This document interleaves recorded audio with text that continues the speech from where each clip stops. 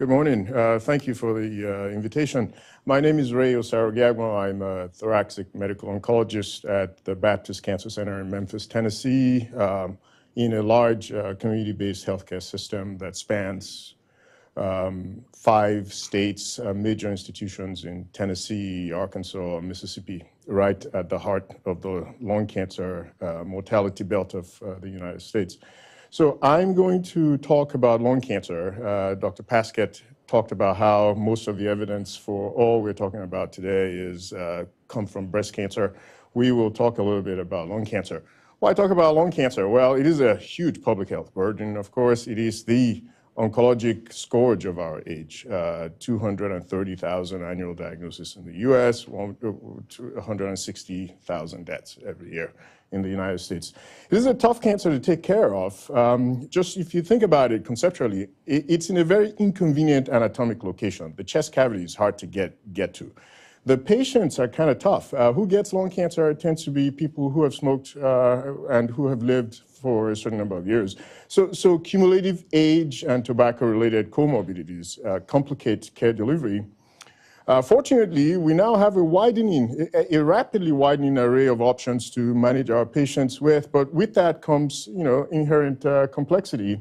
And the providers who control each of these diagnostic, staging, and treatment modalities tend to be different types of specialists with different practice cultures who traditionally have not really integrated amongst themselves very well. And therefore, our healthcare systems tend to be fragmented in delivering care to these patients, as you see from this diagram that just illustrates how you go from the initial detection of a radiologic lesion, which is lung cancer, where lung cancer always starts from, through the need for histologic biopsy, the need for staging, evaluation, figure out how much cancer a patient has in order to be able to determine what the optimal treatment is for that patient's cancer, in order to get the outcomes. And each of these steps has different types of doctors, different armamentaria that you have to deploy to take care of them. Therefore, lung cancer is complex. So if you take the best end of it, those who have surgically resectable lung cancer, 2 things happen. Disease seemed to be fairly early, and we had the resources deployed to give you what gives you the best outcome, surgery, and you work backwards. You see how complex it is. If you go through that algorithm from initial lesion all the way to out to treatment, you see these arrows crazily flowing forwards and backwards with loops of redundancy and all kinds of things. Lung cancer is complex. So in a healthcare system with a large volume of lung cancer patients, how do you deliver this to get the best outcomes? We did a prospective comparative effectiveness trial of care within and outside a multidisciplinary environment. Multidisciplinary being defined as there was a co-located clinic with all the key specialty actors at the same time, and there was a nurse navigator who helped provide communication and coordination through all of this.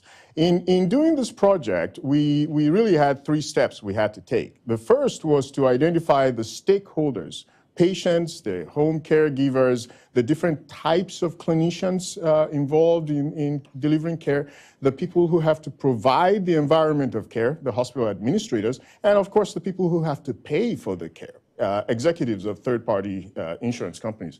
So what we did was learn from each of these groups of stakeholders through a rigorous qualitative process, focus groups and in-depth interviews, what their various perspectives on lung cancer care delivery might be, and then ultimately to develop benchmarks relevant to each of these stakeholders to use to measure the program as it got deployed. And then the second task was to actually implement such a program that used the RE-AIM framework to measure our success in implementing a program like this. And then once we had the program, not because we said it was a program, but because it hit the benchmarks that we had predetermined were stakeholder relevant, then go ahead and do a prospective comparative effectiveness study.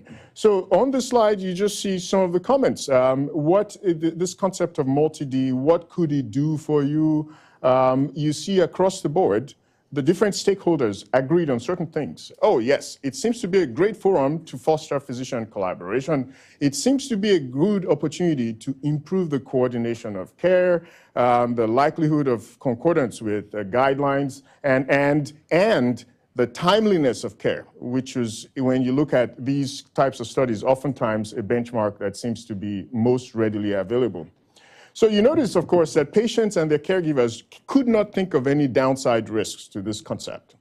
But doctors, of course, have concerns about, practice autonomy, about potential financial implications, about the possibility of, misuse of their time, inefficient use of time. Administrators and executives of third-party payers had concerns about the paucity of data to support this whole concept, and had concerns about the likelihood of measuring this program. How do I know this is multi-D beyond the fact that somebody calls himself that?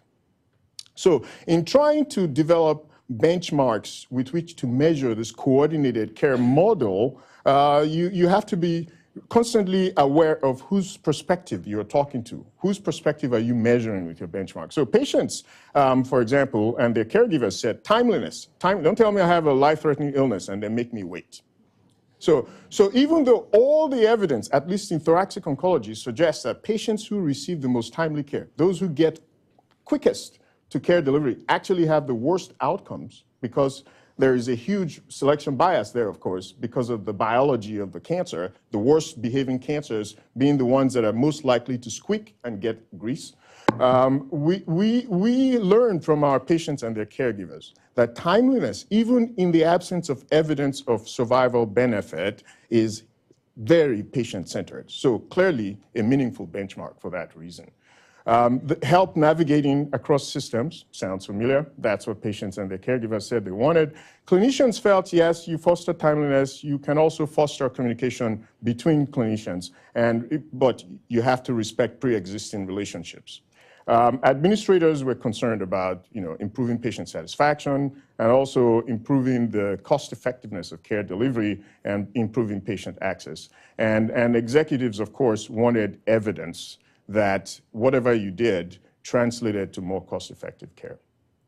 So let's talk about one benchmark that everybody has talked about, timeliness. I just said timeliness does not translate, at least in thoracic oncology, into better outcomes. So I started out as a health services researcher saying, well, there is no evidence that timeliness is a meaningful benchmark. I don't want to measure it because it's not really that valuable. Until, of course, I started talking to my patients and their caregivers in a more structured way, and they said, no, this is a big deal. So there it is. So it's a patient satisfaction surrogate. It's a measure. So if timeliness has value, it ought to be in improving patient satisfaction. So in our prospective study, what we found, much to our surprise, was that the patients who were in the coordinated multi-D arm with the navigator and all of that, they actually had a little bit more time. It took a little bit more time to get them to treatment than those who were in the non-multi-D, so-called serial care arm. But then when we measured patient satisfaction, as we did prospectively, and caregiver satisfaction, what we found, interestingly, was that those in the multi-D arm with the coordinated care with the navigator were actually more satisfied with the timeliness of their care. So you have two clocks going. One is the objective clock, the external measure, and then one is the internal clock, the subjective one. And the subjective one is actually the more important one. And interestingly, in the coordinated environment, that seemed to be regarded as better. So why would you have such a difference? Well, we found that those in the multi-D arm were going through a lot of the internal processes that are recommended. So what we found was that the serial care patients went straight to treatment, oftentimes without the necessary intermediary steps to be taken, therefore a high rate of inappropriate treatment, a high rate of understaging, overstaging, wrong staging in these patients. So hurrying up, stampeding to an end, may not necessarily be an important, as valuable as you might think for a complex disease such as lung cancer. The point here is we have to understand our benchmarks. We have to understand what the benchmark is measuring, whose perspective it is representing, and make sure we factor that in all our interpretations of data as it begins to be generated across the board. Thank you.